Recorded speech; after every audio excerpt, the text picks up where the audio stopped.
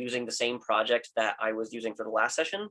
The code for that, if you wanted to follow along, is in Slack right now. And if you can't get that for some reason, then we can figure that out. Holler if that's the case. But for this next part of the session, I'll go ahead and share my screen here once again.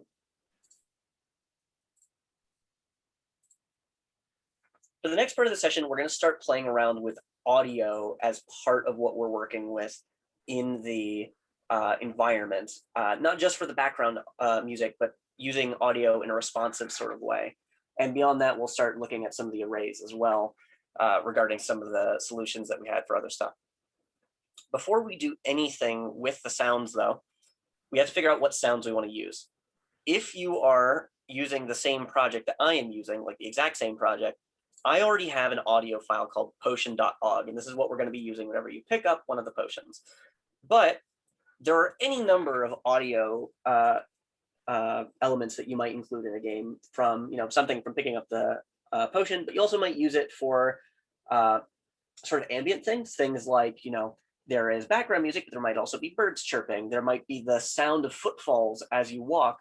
The NPC could actually be voiced instead of using an output or a say statement if we wanted to do that instead. We can also use sound as an element to help the player find things, right? So we could be using spatial audio in order to help you locate elements in the game.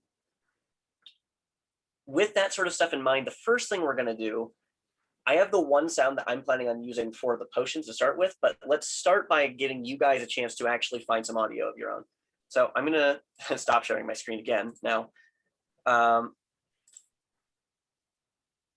In the lesson that we have, we provide a link to freesound.org, which I'm going to also paste into the Slack general channel here. Or I will if I actually copy it correctly.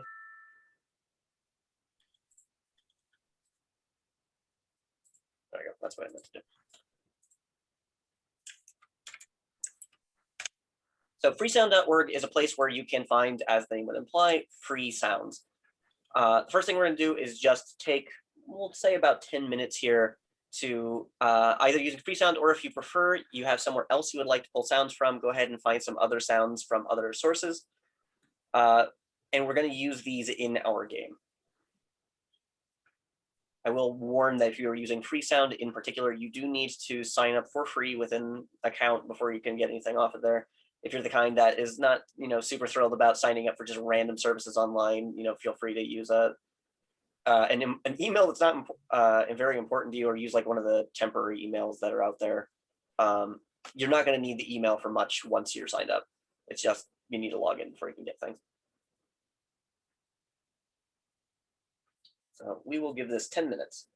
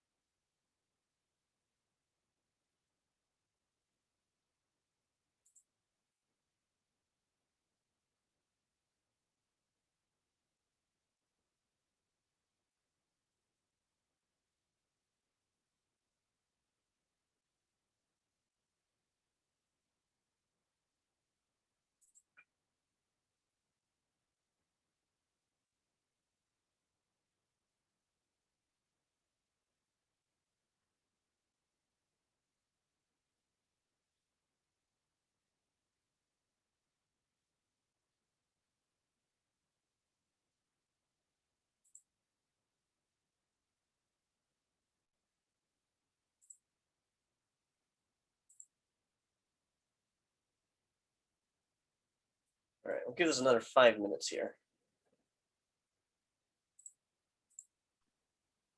I forgot. Do they have to be OGG files? Yes, sorry, I should have mentioned that. Our goal here is that we're gonna want things that are either OGG files, so OGG files, or WAV files are also just fine. If you find a sound that you really like, but it doesn't work for what you're looking to do here, you can convert from MP3 or other common formats to WAV or OGG file. And we can talk a little bit about that if we need to, but it'll be easiest if you find things that are WAV or OGG. If I remember correctly, and William can correct me if I'm wrong, I think it has to do with licensing of the MP3 patents or something like that. Yeah, which is not actually a factor anymore, but was a factor at the time that we ended up writing the implementation. So Oh, that's true. The patents have expired, haven't they? yeah, so we could go back and change that now, but we haven't had the time. So something that would be convenient for the future, though, because MP3 is a very common file format.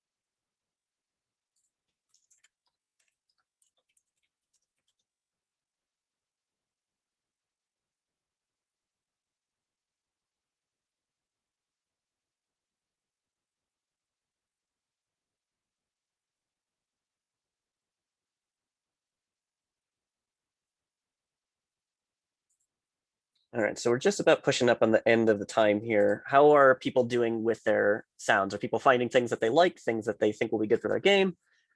Seeing some thumbs up. I've made one. Oh, you you made your own audio. Well, yeah, you just go in and do generate in Perfect. Audacity. You got lots of fun things in there to do. That's entirely legitimate.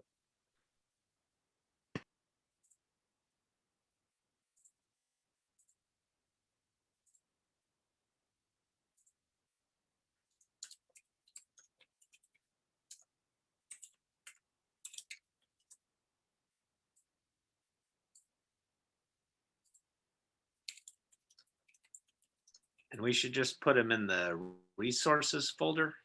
Yeah. So what I recommend is that any of the files that you find, you're going to want to put it in your project somewhere. It's a real hassle to try and access audio from outside your project. So I recommend putting it inside the resources folder. And I actually have a little bit of a gift for everyone. I am going to go ahead and I am going to zip up this audio folder that I have. These are all the sounds that I use. It includes the potion one that I'm intending to use for this, but it also includes a number of audio files that I used for the platformer game that I showed off at Epic last year. And I also included just a little bit of ambience that I am intending to use as part of this lesson. You don't have to use these particular files if you have other things that work better for what you're doing. But I'm gonna go ahead and have these up so anyone that wants to have the same sounds that I'm using will have them. So let me go ahead and put this onto Slack here. Ooh, maybe we won't do that with that file. I did not realize this ambience file I have is a 2.5 minute long WAV file and just bloated up the size of this folder to 75 megs. I would rather not require everyone to download a 75 meg file. That's pretty big. Yeah.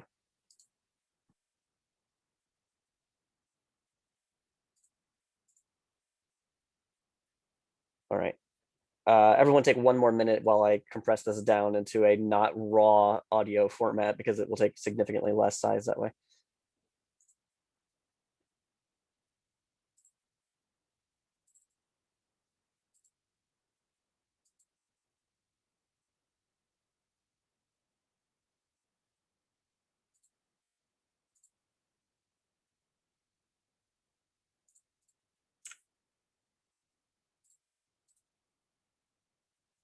And if you're ever wondering why we bother to use OGG files instead of WAV files, by compressing down, or sorry, not by compressing down, by taking this single WAV file that was about 2.5 minutes in length, I took that and turned it into an OGG file.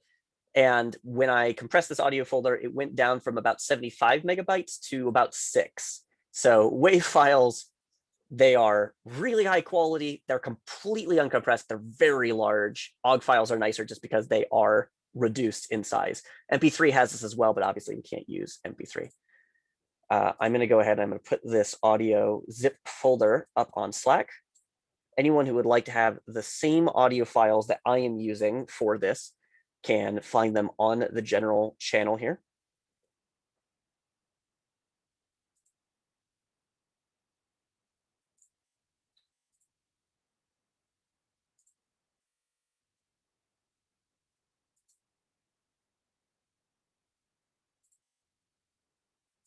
And to show you where I am intending to put these, I will go ahead and I will share my screen once again.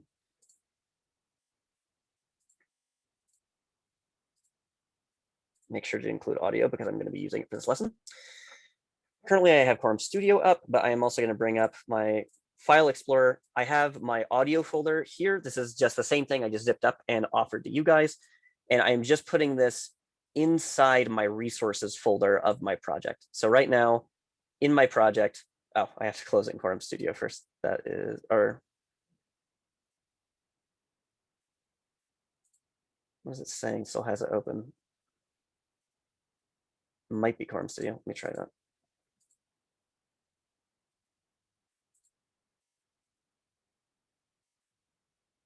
What the heck is it opening then? The least useful part of EPIQ, the presenter having technical difficulties.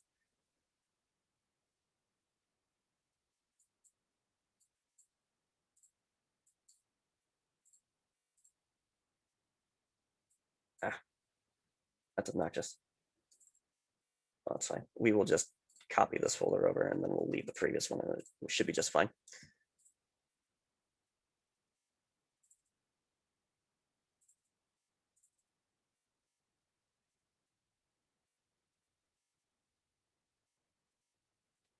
Oh no, I need to remember which one it was now. Sorry, I did not mean to have this little detour as part of this. The important part is that once you have your stuff, you're going to want to make sure that you include it inside the resources folder of your project. The reason for this being that it could be up above where the other stuff is, but it's just easier to organize it if it's in resources. We already have a place for it.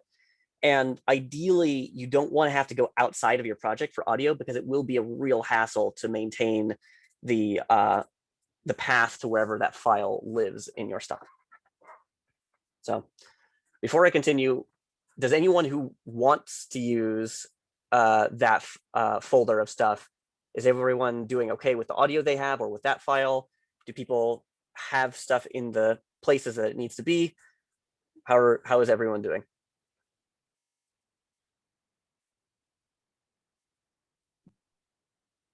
I'm good. Yeah, me Okay. too. I'm not hearing complaints or anyone saying they have problems. So if you do have problems, please let me know because we want to make sure everyone's on the same page. And if you don't have any audio, you're going to have a really hard time playing any audio, but it sounds like everyone's doing good. So let's go ahead and get going. So first thing that we want to do is we want to figure out what we're even doing with our audio. I think the very first thing we should do is we should play a sound when a potion is picked up. We know where the potion is picked up. We just did that last session in our begin collision. So now we just need to figure out what we do when a potion is acquired. Before I start listing out how we're going to start using this, who already knows what the code looks like in order to use this? This is something that we have touched audio a little bit already. We've done our background music. It will look similar for this. So what should I do to add an audio file to my game and play it when the potion is picked up? You want to load it. That's right. We do need to load our audio before we use it. Where should I load my audio?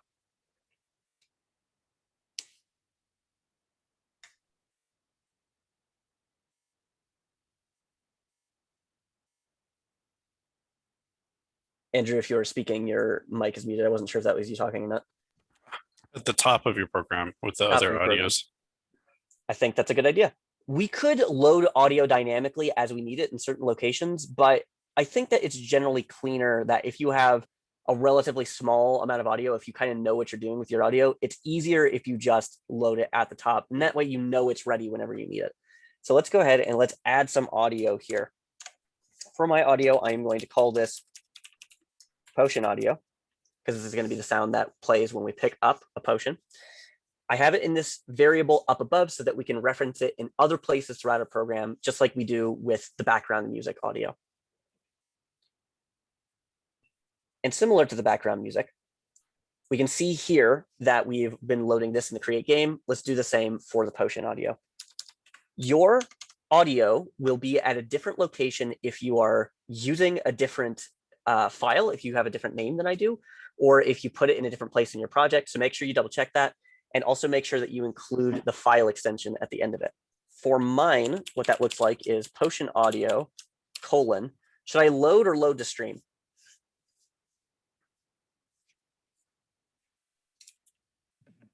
It's a short file, so you can just load it. That's right. For this particular example, I could theoretically load this to stream, right? The computer won't stop me if I try. But there's really not much point to it. Why is that? What is the benefit of load to stream, and why does it not really matter for this audio file? If you have a longer audio, it will buffer up what it needs without using up lots of resources all the time. Just this short little clip that we're going to do, it's going to whoosh and it's done. That's exactly right. Basically, there's no reason to buffer this because this thing is only going to be like a second long anyway. That's about as much as it buffers. There's not really much to be gained by buffering it, and it is going to be a hassle to maintain it because we've seen we have to continuously do stream on the streamed audio or the buffered audio in order to make sure that it continues to get the information it needs when it's playing. So let's just skip all that. This is a short file. We'll just use load. It'll be easier that way. So we will load, and then we're going to give it a file path. For mine, my audio lives in resources / I put mine in a separate folder. There's a sounds folder that's already in mine, which is where my music lives, but I have a separate folder where I put all of this new audio. So I'm doing in resources / audio / potion.og. And I'm going to double check to make sure that I have the right name, because if this is wrong, it's going to crash my program, and that will be a real hassle. So I'm in resources, audio, and yep, potion.og. A bunch of the files that are in here are .wav files, so I am going to be double checking my file extensions as I go as well. But at this point, I have made my potion audio. Now what do I do with it? The audio exists. Does anything change in the game? Is the game different now that I've done this? I see Andrew shaking his head. No, nothing has changed yet. I have loaded audio, but I don't do anything with it yet, so the user won't know. So what do I need to do? You need to play it when you collide with it. That's exactly right. So let's go down to our collision. And let's add this in here. Where should I set this? My code includes getting the items, getting their names, calculating this Boolean, has an if statement to check if they're the player in the potion, and then another if statement inside to see if, oh, this is funny. In my code, I actually still have item A get name equals blue potion 1, which is not changed from what the other thing should be. What before we talk about the audio, on line 197, what did I need for this to be? What was this supposed to be? Instead of getting the name and testing exactly against something, what should this have been instead? If I haven't just lost everyone by going on a tangent. Inside begin collision, I have my if statement that checks if one of the objects is a player and one is a potion. And then inside that, I have my if else. And inside my if else, I check if item A : get name left paren right paren equals blue potion 1. Are you making it kind of contain? Yeah, that's exactly right. So this should be a contains. This is exactly what I did up above, but I forgot to do it in the other place. And so part of what we're seeing here is that if I duplicate code across different places, this was basically just the same code I had an other if statement up above, right? If I duplicate code in multiple places, if I ever have to change that code, it becomes really easy to accidentally leave some stuff behind. So the new line of code reads, if name A : contains left paren blue potion right paren.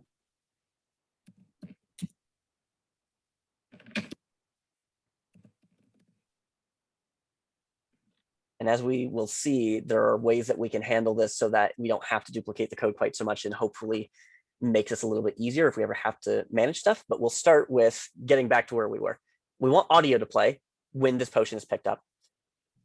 Where should I put my audio playing line of code in this? Pardon. Where should I put the line of code that plays audio? Obviously, I can't see your lines of code, but you want to obviously put it inside the if that determines that the player and a potion really have collided. Excellent. That's exactly the question, or exactly the answer I'm looking for. So we have this if statement. We have checked in here to make sure it's a player and a potion that are touching. I also have inside of this if statement another if statement, which is checking to see which item should be removed, item A or item B. Do I put this before the if statement? Do I put it inside one of these two blocks, or do I put it after, or does it matter? Before or after could work, but before seems to make more sense because it's going to disappear shortly after it plays. Right. So our audio is going to play the moment that this runs, and it's not going to stop the rest of the program. The rest of the program won't wait for this audio to finish. The rest of the game is going to keep going. If we play it before the if statement, or if we play it after the if statement, it will be basically the same effect. It kind of doesn't matter where we put it in relation to the if statement for that part. If we put it inside, though, what happens? If we put it inside the name A contains blue potion or the else portion, Then you'd have to put it in twice to cover both conditions where it touches the barrel. we either have to put it in both places so that it gets triggered either way, or if we only put it in one, then it wouldn't play the audio unless the right item was the player or the right item was the barrel. And we really don't want to mess with that. We just want it to play either way. So for my code here, I'm going to put this at the very beginning of this if. I'm going to put it right above the potion counter value here. Does anyone know what I type here to make this play? The potion audio variable. What do I do with it?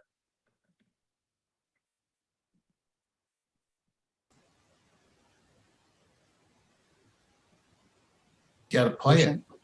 Gotta Potion play audio it, yeah. :play. Right. I apologize if some of these seem pedantic, but I think it's important to really touch on the syntax as we're going. The reason that we're doing this way is potion audio is the name of our variable, : to get something from this variable. We want to ask it to run some of the code it has inside. And we're going to say play. Or I could do play until done. What's the difference here? Code completion offers me two options, play or play until done. What is the difference between these two functions, these two actions? Play until done will block all the other code until whatever sound file is finished. That is right. It blocks. What does that mean, that it blocks the other code? Nothing else runs. Right. When I do play until done, the code will reach this line of code. It will play the audio. It will wait for the entire audio to finish playing.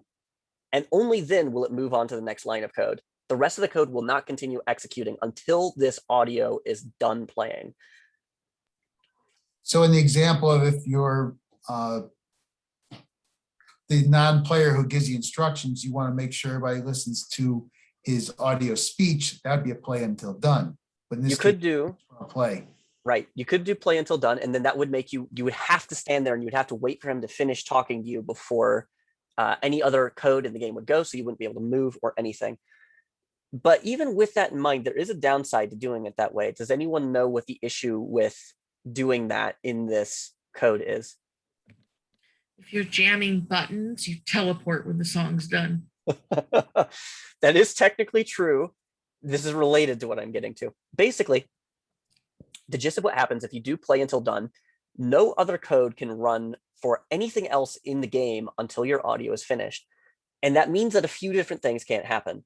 One, if your audio is playing until it's done, your window is not animating. It does not have the opportunity to refresh the pixels on the screen. If there was like a windmill going in the background or something, that windmill has stopped. The world has frozen until your audio is finished. If you have input that the user is trying to do something with, there's a really good chance that your input is based somehow on the number of seconds that passes in the game. This is really common. You have something in your update loop and you say something like, the player's speed is X times the number of seconds that have passed because I wanted to move at a certain number of units per second. Or things inside the engine are like physics moves certain things at a certain speed. Gravity has a speed of approximately 10 meters per second, right? If your game doesn't run any code at all for about 3 seconds or so, because you have an audio that's 3 seconds long that's playing until it's done, when the game finally comes back, it's going to do 3 seconds worth of computations all at once. And what that means is that you will have a really big jump of things that are moving inside your game.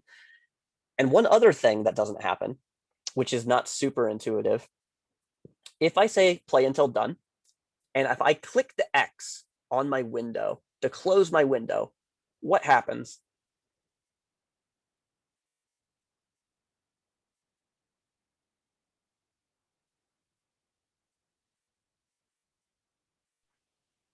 I feel like I've done that and it just messed everything up, but I don't know. That's fair. basically what ends up happening is even though it seems like your code shouldn't have anything to do with it, your code is actually really important in making sure that you can close a window. When a window is up on the screen, it has that little X button. If you click on the X button, what it does is it sets something down in the deep nether regions of the game class. It's code that you didn't write and that you shouldn't have to care about. But there's something that lives down there that has to react to the fact that the X button was closed. And it can't do that until the code gets back to it. But the code is stuck on that playing audio. Basically, what that means is if your code is stopped while it's waiting for audio to finish, the window can't do anything. And that includes trying to render frames onto it, so you can't animate anything. That also means you can't close the window. And there's a really good reason for that. Have you ever tried clicking the X button to close Quorum Studio, but you have a file that you've made changes to and you haven't saved it yet? In order to do that, where it's you try and close it and it has unsaved changes and it pops open a window that says, hey, you have unsaved changes, you got to do something about that. The game engine needs to run code when the X is clicked, but it can't do that while audio is playing. So play until done, even though it would be really convenient under certain circumstances, because it blocks, it's actually really difficult to use it with the game engine without messing things up. And this is related to something else we talked about previously. When we were talking about the MIDI libraries, why don't the MIDI libraries work with the game engine? Why can't you use them? Technically, they do work. The MIDI libraries will produce chords, they will produce sound. You can use the MIDI libraries while you're running a game, and it will play stuff. But the problem is the MIDI libraries are blocking. Anytime you have a line of code in your MIDI program, it has to finish that line with whatever audio is assigned to it, whatever it's associated with, before it goes on to the next thing. So if you try and use MIDI to play music as your background music for the game, you can't do anything in the game until the MIDI has finished playing its song. The moral of the story is, as much as possible, try and avoid blocking code inside the game engine. And that's basically the blocking code that you have to worry about is audio, play until done, and stuff like the MIDI library. Does that kind of make sense? Yep, I think so. Yes.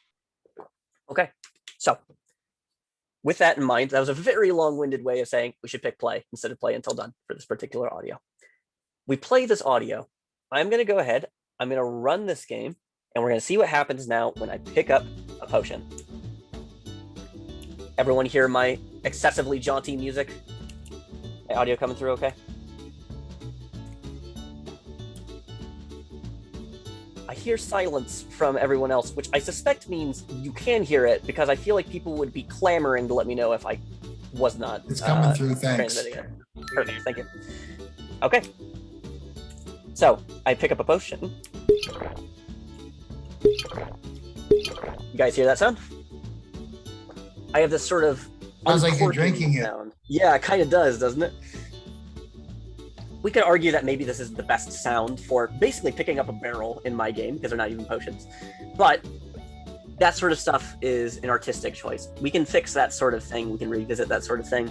What's important for us right now is that the code seems to work just fine. Whenever we pick up a potion, we are playing audio. Now, I'm going to go ahead and close this. And while we're playing with audio, I would like to take a moment to also check out something else that we can do to clean up our code a little bit more. In order to clean up our code, we can take advantage of something called arrays to help us sort of cleanly categorize our stuff so that we don't have to have individual variables for everything. As an example of this, one of the things that we're going to do before we touch on the rest of the audio is let's take a moment and let's clean up these variables we have up here. Potion 1, 2, 3, 4, and 5. These potions are obviously really important to our game. They're also kind of a hassle because anytime we do something with any of them, we've got to do something with all of them manually. That means that whenever we write code for one of them, we have to write that same code 4 more times. What I would like to do is I would like to make an array. For someone who has worked with Quorum before, what does the code look like to make an array of item 3D objects? array less than item 3D greater than, then space and name it. the name, and we'll call this potion array. I might call it potions. I would be tempted to do that, but for this particular one, let's make it really explicit. Did you say what arrays were? I haven't said it yet. That's true. Let's expound on this a little bit. The first thing I'm going to do before I even explain what the arrays are is, as with anything that I bring in, I need a use statement if I bring it from somewhere else. This is an object pulled from the libraries, much like anything else. I am going to use the hint to add a use for libraries.containers.array. Before I explain what arrays are, can someone tell me what arrays are? In your own words, what are arrays? What is an array?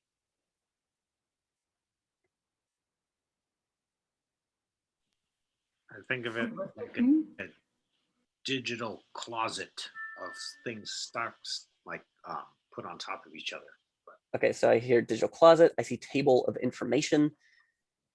Any other definitions we'd like to throw Collection on? of similar items. Collection of similar items. That's good. List of things, Sorry, what was that? a list of things? A list of things. That's also a really good description of it for the list or the array that we're using here in Quorum. An array is an indexed collection of like objects, which is a really fancy way of saying basically, I would like to store potions or something else. In this case, they're item 3Ds. I would like to store item 3Ds. If I have 5 of them, I could make 5 different variables, but this has some problems to it. What are some of the problems with I make 5 variables for each of these potions?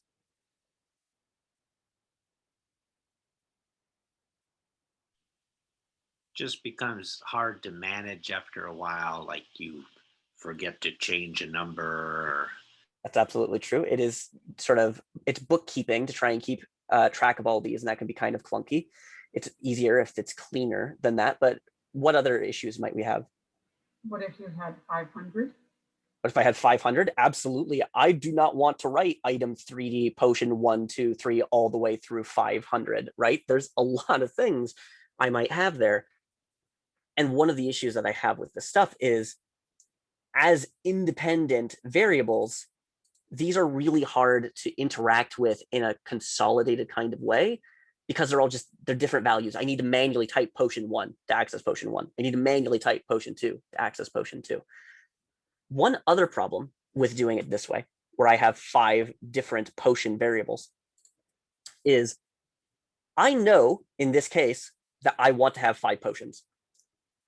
What if I don't know how many potions I want? Suppose in my game, I had a random number generator, and I said, I will randomly make between 5 to 20 potions. And then I want to go change them all at some point, but I don't know how many I actually have because I had no input on it. Or maybe the player had a text box somewhere where they said, how many potions would you like to go find, adventurer? And they said 7. You could just make as many variables as you think they'll go up to, or put a limit on it, but it becomes really constraining. You have to write manually out the code for how many you think you need. And if that changes, or if you don't know, it becomes basically untenable. This is why arrays are really useful. Basically, what an array is it's one variable instead of many variables, but that one variable has a way to say, I will store inside of this variable other values, and then I can get them back by requesting a certain one. So what this might look like is, instead of having 5 potion array or 5 potion variables that are independent, I can make one array, and I can say in the array, I'm going to store 1 potion. I'm going to store a 2nd potion. I'm going to store a 3rd potion. I'm going to store a 4th potion. I'm going to store a 5th potion. They all live in the one variable. The variable, the array, does not need to know how many are in it at the beginning. It can have any number stored inside of it. It could have 0 stored inside of it. It could be an empty array. It is kind of like Steve was saying, it's kind of like a closet. You can store stuff in there. And each of the shelves in that closet have a number associated with it to help you find certain things. So if I want to get the very first thing that I put into my array, I can kind of imagine that as being the first shelf or the top shelf inside my closet. The top shelf has one object on it. It's an item 3D because this is an array of item 3Ds. This closet can only store a particular type of object inside of it. If I wanted to, for example, store my background music inside this potion array, could I do that?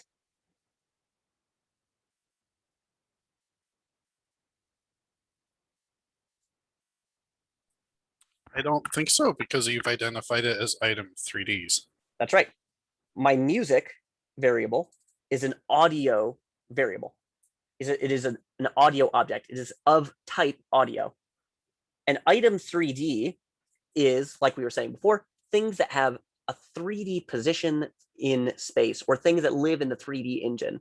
They are things that kind of just exist out in the world and they can be somehow interacted with, or they exist in some capacity that you could run into them, or you could somehow engage with them in 3 dimensions. Audio, although it might have some capability, we'll talk about audio 3D later. Audio is just, it's sound. I can play some music. It's a file I've loaded on my computer. I can play it. And importantly, it's not of the same type of object. Because this array, I have said explicitly using this less than and greater than symbol, I said array less than item 3D greater than, or you could think of them as angled brackets. So array, angled bracket, item 3D, angled bracket. This is a closet that contains only item 3Ds. Hey, William, can I ask you a question? Yes. So, I get into this discussion with my students sometimes, like, let's say Python and JavaScript on the basic level. Yeah. They allow array to take several different, variables in the same array. That's true. And then, in Quorum's case, it's not allowed. And so what's the kind of good way to say this? I know that, when I talk to the experienced programmers, everybody says this is a better way, specifying the item. But, when I'm talking to high school students, they don't seem to understand why this is the better way. Sure. So I can take that question actually. Go for it. So this particular debate is called the debate on static typing, right? It's just exactly the debate that you're talking about. Like, should you require or disallow in a programming language the ability to do it? And it turns out that it was debated in computer science for literally, and I swear this is true, like almost 50 years. Like which makes sense, when it doesn't make sense, stuff like that. And it turns out as well that it wasn't until the last 10 years or so that people started actually running experiments to try to find out, like, what is the impact? Like, if you take kids and you put them head to head, you give one of them a very similar programming language to the other, one of them requires it, one of them doesn't, what actually happens?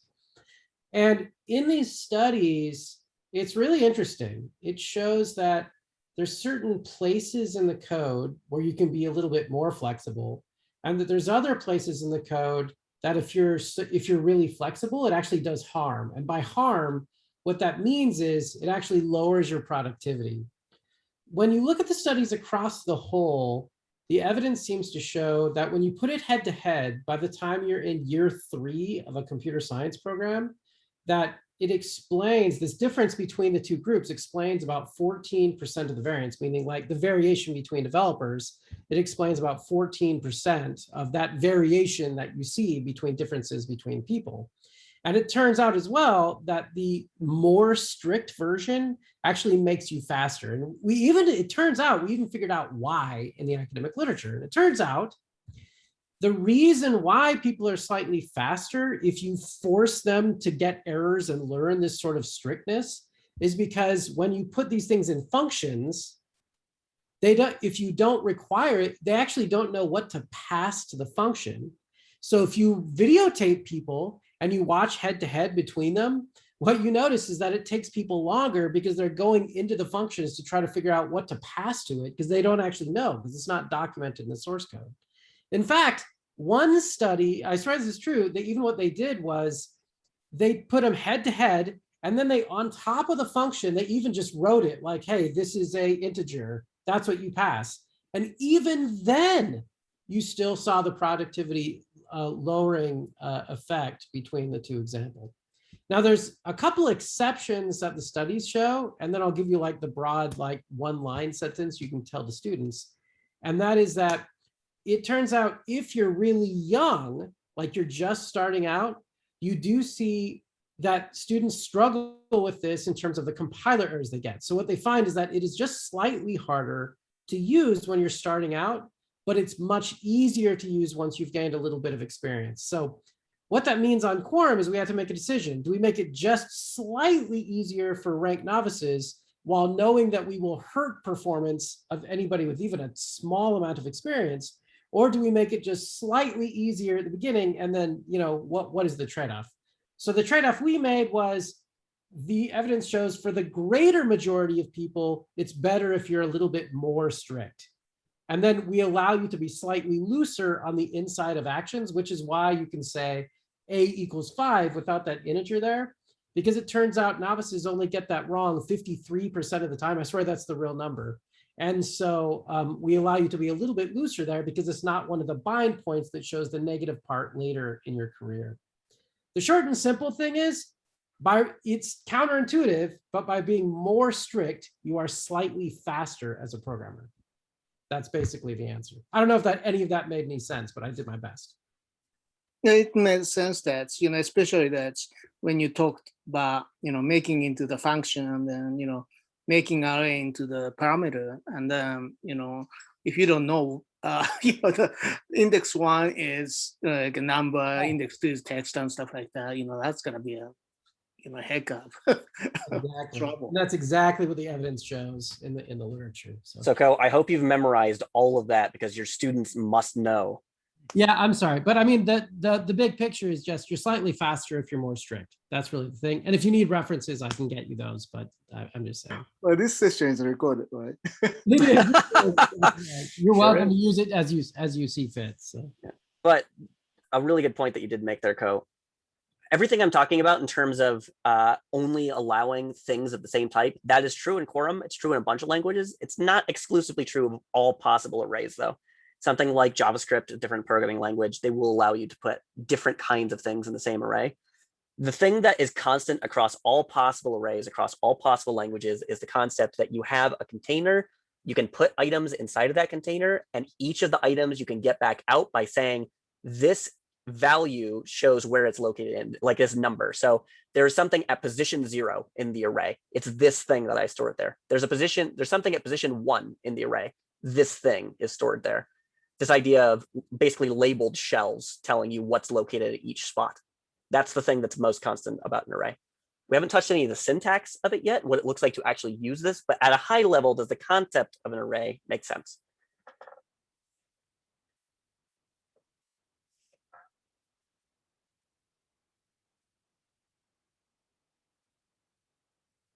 All right, either everyone understands or everyone except Steve doesn't understand, but doesn't want to be the person that says they don't understand, which I understand myself. I know that feeling. I have been in more than one class where that was me, but. Or Steve is lying and he doesn't read it. Yeah, I know the instinct. Do you understand? Yes. As I'm shaking my head. Okay, so we have made an array. We haven't actually done anything with it yet. So let's do something with this. The first thing I'm going to do is I'm going to force us to be honest about our use of the array here. I'm going to remove these variables for potion 1, 2, 3, 4, and 5. Delete. They are gone now. We cannot use those variables anymore. We're going to have to find a different way. We're going to do that using the potion array. If I scroll down, I'm going to start finding errors in my stuff. This is because I've just deleted these variables. So the first thing that I find is that in the create game, I have this code which is potion 1 equals find item 3D by name, blue potion 1. And then I do the same for potion 2, potion 3, potion 4, potion 5. It seems somewhat counterintuitive. The first thing I'm going to do so that we can see what's going on is I'm going to just make these into variables again. So these are just going to be item 3Ds for potion 1, for potion 2, potion 3, 4, and for potion 5. So the very first thing, I haven't accomplished anything yet because I'm still not using this array. All I've done so far is I just took these variables that were up above and I moved them down here. So far, what's actually different? Is anything different? Yes, if you keep scrolling down, wherever you use potions again, it no longer works. That's right. I can no longer access these other variables because those variables don't live out in the class. The variables I just made only live in that particular action. Once that action ends, those variables go away. So I can't use these potions right now outside of this one action with the way I've changed the code right now. I still need to use this array that I've made if I'm going to keep myself honest about using these things outside in the other actions of my class. So I would like to take each of these potions and I want to put it inside the array. I want to take each of these objects and put it on the shelf inside my container. What does that look like?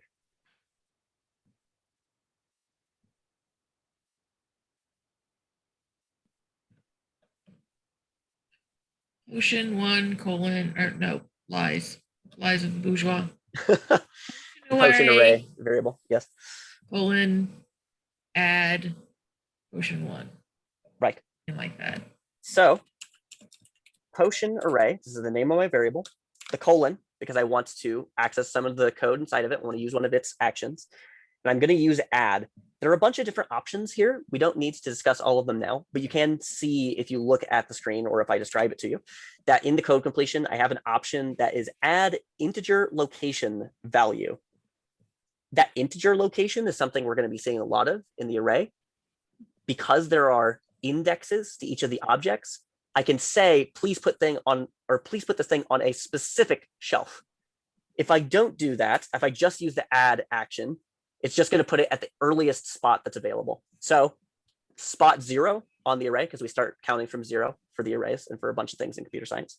If I just say add and I say potion 1, my container now has a single object inside of it, as a single potion, which is on the first shelf, and that shelf is labeled 0. I want to add the second potion to this. What does that look like?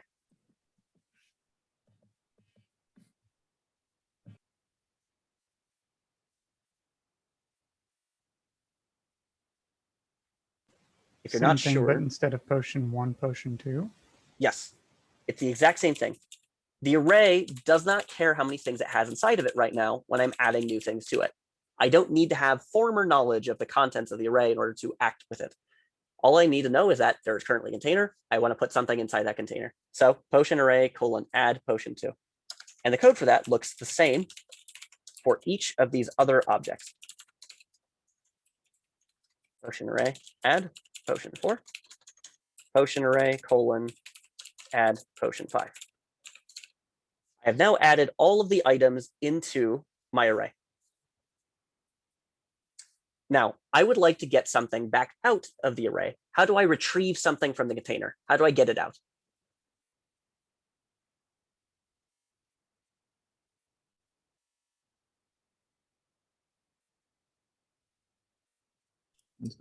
Get array item? It's not quite that wordy, but you're on the right track. Though I have to reference a position of the array. You do need to reference the position. That's right. So if I would like the first potion, I want potion 1. How do I get potion 1? Are you a real computer scientist starting at 0? So potion array : get, and like you're saying, 0. The first index of the array starts at 0. What is the second index of the array? where is potion 2 located? See Amanda putting up one finger. It is located at index 1. I think Art was about to say that as well. Sorry to cut you off. That might seem a little strange. Why do we start counting from 0?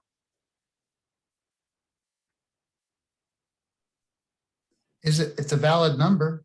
It is a valid number, but I mean, so is -1, right? So why don't we start counting from -1? Good argument. I don't have one to beat that one. It's a computer science convention. That's true. It is a convention. You can find that there are some languages that start counting from 1 instead for their arrays. Most don't, though. And starting from 0 is super, super common for arrays. And part of that, as we're going to see, is that certain calculations are just really convenient if you can start from 0, whereas they're just a little bit annoying if you have to start from 1. You don't have to worry super much about the reason behind it, but it is important that you know they start from 0. One thing that's probably worth stating, though, is that if you are a teacher and you're doing computer science principles, the actual computer science principles exam, they start from 1. Now, why did they make that decision? The irony is that the College Board actually has no evidence of this position whatsoever. And in fact, there's no evidence of the opposite position either, because to my knowledge, no one has bothered to do a study to try to find out whether it makes any difference.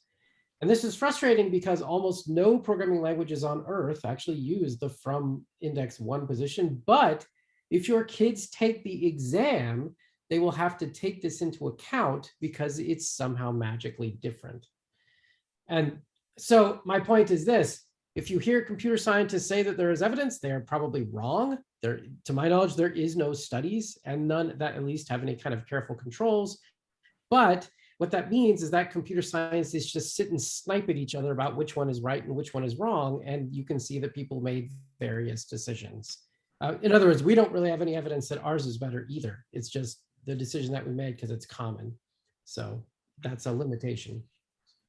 Don't plan on taking that test soon, so then they have to build their arrays one item larger than they really need, or how do they get around that? That's exactly right. They basically designed the programming language so that it effectively subtracts 1 every time there's an index call. And then they do it that way because they had the belief, unsubstantiated by evidence, that it was somehow better. And of course, they might be right. Except all of the languages that the teachers are teaching for the programming portion of the class start at 0. So before they go in to take the multiple choice test, you cram in their brains. Remember, it starts at 1 now. Yeah, which is. Then they go take CSA the next year in Java. And it's at 0 again. Also starts at 0. Yep. But then it starts at 0 again. And it's frustrating for computer scientists like myself that believe in, the scientific method and evidence, because who cares what the decision is? Just run the damn study, find out, and then do that, be done. But nobody wants to do that. They just want to sit and argue about it. Like, that's just frustrating from my perspective. But anyway, and you can understand why people debate it. Like, there are things that start at 0, like age. Age is 0 indexed, if you will. You start at 0 years old and then you become 1. But on the other hand, if you go to Disneyland and you get on Dumbo, the first elephant is 1, right? So like you can imagine people arguing either way. But anyway, sorry, I'm beating a dead horse. It just is a frustration. It's all good. But yes, indexing starts at 0 in Quorum. Most other languages, not universally. It is something that you just kind of have to deal with. That being said, on this line right now, I have now typed potion array : get left paren 0 right paren. So based on what we've just said, this gets the first item out of the array. Sort of. So, well, not sort of. That's what it does. But is it actually doing anything for me right now? Can I use this? How do I take this line of code, potion array : get 0, and actually start doing something with whatever is at shelf 0, at position 0?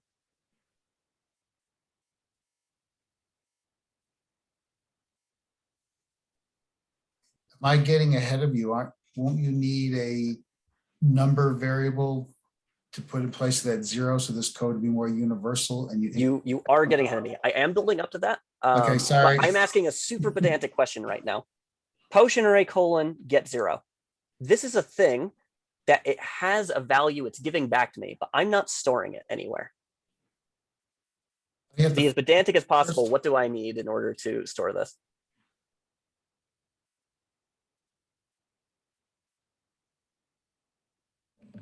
You need to store it as another variable. I need to store it as another variable, which feels sort of like we haven't really accomplished anything. I made this variable. I got something by saying find item 3D by name. I added it to an array, and now I'm making a different variable, item 3D array potion 1, and that is equal, oh, no space on there because that's not how that works.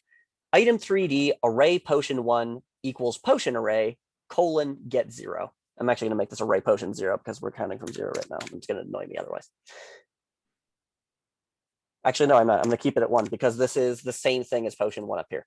Array potion 1, I've put that value in. I've gotten that value out. These two things are the same object. These are the same potion. They're just different names that I'm calling them by right now. I put it in to spot 0. I took it out from spot 0. I gave it a different name, but it's the same thing I put in. Does that make sense? Any questions about that?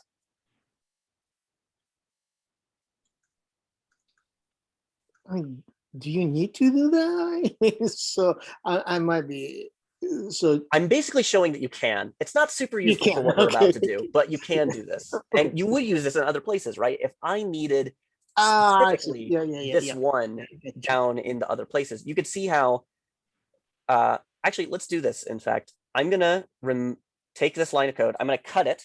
So this is gone now. I'm gonna scroll down to where we are down below. This is the line of code down in press key that requires our potions because this is where we show them and where we set them to be collidable. Right now, this code reads potion 1 colon show, left paren, right paren, does the same for 2, 3, 4, and 5. And then it does potion 1 colon set collidable true, does this as well for 2, 3, 4, and 5. But this is a compiler error right now. We got rid of these variables up in the class up above. They aren't able to read anything. These variables don't exist inside of this action, but the potion array exists, right? So what do I need to do in order to make, to access potion 1 so that I can show it inside this other action?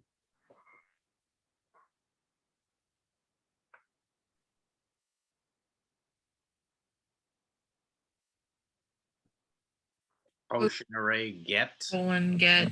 That's right. I have my array up above. I can still access that. I need to get something out of the array so I can use it. So this is where we use that line of code I cut from previously. Item 3D array potion 1 equals potion array colon get 0. I can now access this value that wasn't available to me up above, or it wasn't available to me here, but I can get it through the array. This container holds onto it. We still haven't accomplished a whole lot yet. If you're still a little confused as why did we bother, I could have just had a variable for this. You're totally right in thinking that. We had an explicit variable before that we knew was there. We explicitly know this thing is here, so we're interacting with the thing. We haven't made much progress, but we're building up to something that's going to be really valuable. Because if I take this code and I replace potion 1 colon show with array potion 1 colon show, that works now. I got a variable. I put it into my array. I went somewhere else. I took it back out of the array. I did some stuff with it. But if I do that again, I could pull out array potion 2 and array potion 3 and then 4 and then 5. I could get those variables.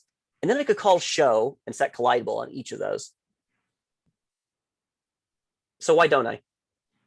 What's the problem with doing that? Or what does it seem like the value of doing that is? Seems like you're doing the exact same thing that you already had up. Right. I'm doing the exact same thing I had before. I haven't gained anything by using the array. In this sense, I'm using the array in possibly the least useful fashion compared to just using a variable. So you can still use variables for things where you have known information about what you're doing with them, and you only have a couple. If you don't have too many, it's not that bad to go deal with the individual values, especially if you know you need to interact with each of them in a specific way. But what I have here is something that's really ripe for use with an array, because what I'm doing is I have a bunch of things that are the same type, and I want to do the same thing with all of them. When I describe that, is there something that comes to mind in the programming language that really feels like it's suited for this task? doing the same thing multiple times. Lightsabers. Repeat. He said lightsabers. Yes, using the repeat loop feels like such an obvious thing to do here. We have the same type of thing. We want to do the same thing to those things across all of them. We just want to do the same thing multiple times. But if we have 5 separate variables, we can't really do that because each of them has a different name. We can't somehow manipulate that name to use it with the loop in a convenient way. But with our array, we absolutely can use a loop with an array to easily modify each of these things. So here's what I'm going to do. I am going to start by writing a new variable, integer counter equals 0. Why would I need a counter? What would a counter be useful for with an array? So now you can access your different positions in the array. I can access different positions in the array. What's special about these positions? How do I get a position? What value is the first position? 0, we said earlier. 0. If I want to get the first thing out of the array, as I see here, I just said get 0. Or I could give that different numbers. I could get the second thing by giving it the next value up, and then the thing after that by giving it the next one after that. If I wanted to go through all of these, all I need is to take this counter, and I just need to go repeatedly to the same thing and just say, hey, do the same thing, use the get, but I just want to give you a different value. I'm changing that with the loop. So I want to write a loop. What does that look like in Quorum? Someone help me by telling me what code to write here. Repeat. You repeat because you want to go in the first time and do it, and then Yep. until you reach the maximum number, whatever it might be. Yes. So there are a few different ways that you can write repeat loops in Quorum. The most common is to do repeat while. This will just keep going until whatever, this will keep going so long as whatever condition I give it is true. What would be a reasonable condition to do if I wanted to just go through everything in the array and I have a counter? Counter less than maximum value. Counter less than maximum value. What does that mean, maximum value? Well, in this case here, you want to be less than 5 because you want to do 0, 1, 2, 3, 4. And if when it goes to 5, you've exceeded the limit of your array. That is true. I could do this by saying, I know I have exactly 5 things in here. Repeat while counter is less than 5, do some stuff. What's the downside of doing this? If you ever change the number of things, you have the hard coding your code, the new value. I would rather not do this because this runs into some of the same problem I had before. My code is no longer able to respond if I put more stuff into it. And I have the same problem that I did when I was manually writing out all of these variables. I had to go and say, I know that there's exactly 5. For each of these, I will do some stuff. And then if there was a 6th, I would have to go change the code to support it. If I added another thing into the variable or into the array here, I have the same problem. So what I would rather do is I would rather say, tell me how big the array is right now, and I will do some stuff with it. The way that you do this in Quorum is saying repeat while counter is less than, and then the way you get the size is potion array colon, only one, get size. So I make a brand new array. I haven't put anything into it yet, completely empty array. I say potion array get size. What do you think it gives me?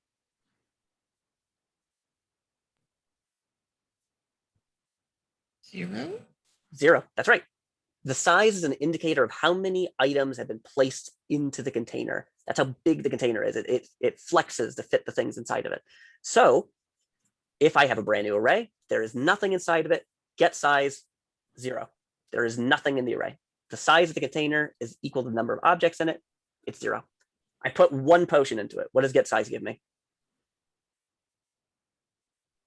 I see 1. Yes. I have our code right here where I have put potion 1, 2, 3, 4, and 5 into this array. When I run this loop, what is potion array get size?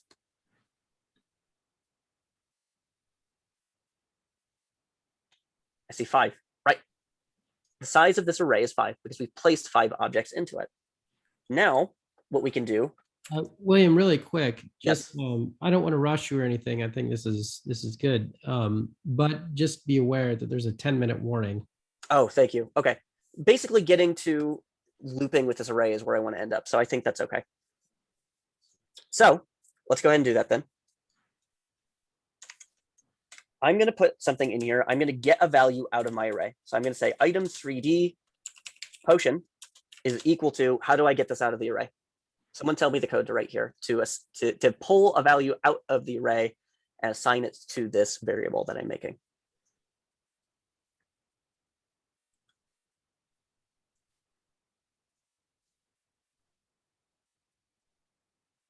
It's a portion array get counter. That's right.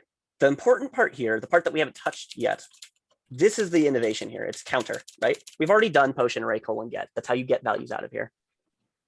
When I do this loop for the first time, the value of counter is 0. This will get me the very first value, right? It gets the first thing out of the array. And then I can do some stuff with it. So what I'm going to do here is I'm going to take my potion and I'm going to take the things I want to do across all of the stuff. I'm going to do it to this variable. Potion colon show.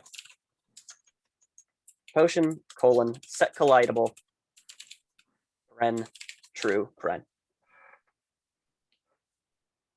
Now, is there anything else that needs to be done? Increment your counter. I got to implement the counter. If you just ran this code exactly as it is, you would be making a mistake that I make constantly because it's very easy to forget. And you will, what happens if I don't implement the counter? You indefinitely keep setting those same values on that one array item. Yep. If the counter doesn't change, counter will never be anything other than less than the size of the array. The counter can never get bigger. It can't reach the size of the array. And so you're stuck in an infinite loop. You don't want that. So make sure you're doing a loop. This is not exclusive to arrays, but it's very common with arrays because you'll be doing this a lot if you use arrays, iterating over them. You want to make sure at the end of your loop, you say counter equals counter plus 1. Now am I done?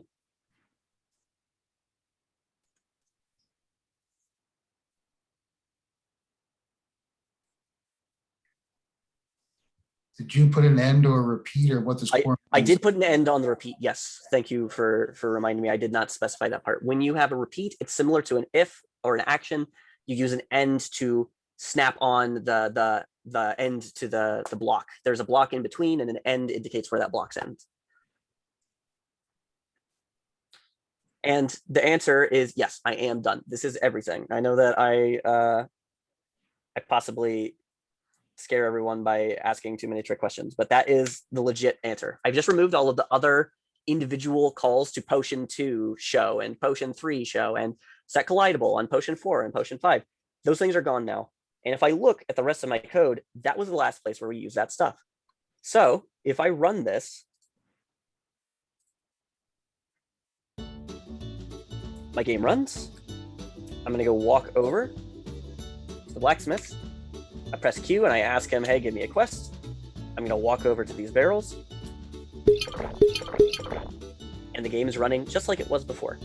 So at the end of the day, we've just accomplished the same thing we had before, but with different code. And actually, it's kind of funny. As I close this, this code is not really that much shorter than it was before, right? As a matter of fact, if I count, I have integer counter equals 0 down to the repeat, and then down to the end. I have here, I think, what, 1, 2, 3, 7 lines of code right here. So it only took me 5 to show all of the potions, and then another 5 to hide them or to set collidable on them all. So like 10 lines. Was this worth it? If you're programming like a database program, it shows. You can do things with arrays. It's not just that you save some time or that your stuff is cleaner. There are things you can do with arrays that straight up you cannot do without them. Because like I said, we knew in this case that there were exactly 5 potions. But if we didn't know that, this is basically the way that you know how to do something to all of them by having a container of some sort. Strictly, it doesn't have to be an array, but that's by far the most common. An array is one type of container. It's the easiest to get in and start messing with. The array has an ability that lets us store some number of things, and then we can go over each of those things and do some stuff. And we don't need to know ahead of time how many there are in the array. We could use this in other places too. So for example, instead of back up above where I say, I still have potion 1 : hide, 2 : hide, 3 : hide, I could use a loop in the exact same way to hide each of these potions once they're in the array as well. And you can use the same structure a bunch for lots of different things for that array. Are there any questions about arrays or what we've done here? Really quick, would Yep. you go back to the place that we've been walking? As soon as I find it, where'd it go? Oh, there it is. Yes. So let's see. On the line 100, 150, I mean. Yep. So item 3D, array portion 1, and you got that's, you know. Yeah. Now, so, okay, the part that I'm a little bit confused with is that this array itself is a global array, you know, it's declared as a class level. And then inside of it, we store the item 3D object. And then to access that item 3D object throughout all the actions inside of the class, do we need to declare those items 3D at the class level just to kind of be on the safe side or something? So just to make sure I understand your question, basically the question here is, if I have my array up here, my potion array, this is the class level, so it's going to last basically forever, right? It doesn't go away when the actions end, right? And then in here, this example is a little bit messy, but basically the variables that these came from, they came from an action. So these theoretically, they're going away, right? Yeah, that's what I said. Yeah, but then we add them to the array. The thing that's really important to know here is that when I say that these are going away with the end of the action, like when it reaches the end of this, it's not that the values of whatever those objects are like getting blown away. What you're actually losing is you're losing the name. You can't find the name to go get that value anymore. So I can't use potion 1 outside of this action. But if something else has that same object, the object will stick around so long as you have some way, some name that references it, if that makes sense. I'm trying to think of a good analogy off the top of my head. I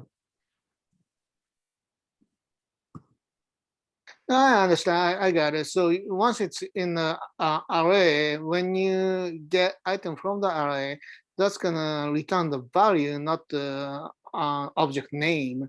Yes. So therefore, you can manipulate on it. Yes, that's right.